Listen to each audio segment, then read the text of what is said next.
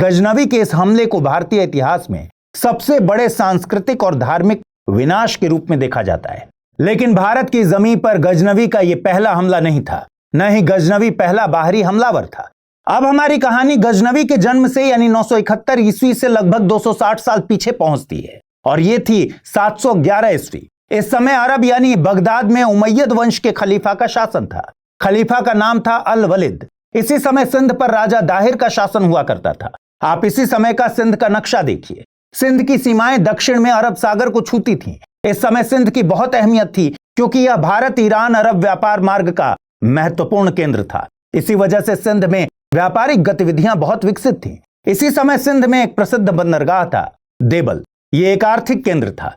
एक बार अरब व्यापारियों का एक जहाज जिसमें बेशकीमती सामान था, बलूच समुद्री लुटेरों द्वारा लूट लिया गया। इस जहाज का बेशकीमती सामान श्रीलंका के राजा ने बगदाद के खलीफा के लिए भेजा था। यह एक उपहार था। खलीफा अल वलिद को यह लूट पसंद नहीं आई और उन्होंने राजा दाहिर से कहा कि लुटेरों को दंडित कर दिया जाए, लेकिन दाहिर ने अपने हाथ खड़े कर दिए। खलीफा को दाहिर का न कहना चुभ गया और खलीफा ने अपने गवर्नर हज्जाज बिन यूसुफ को दाहिर को सबक सिखाने के लिए कहा। हज्जाज बिन यूसुफ ने अपने भतीजे मोहम्मद बिन कासिम को सिंध पर हमला करने के लिए आदेश दिया।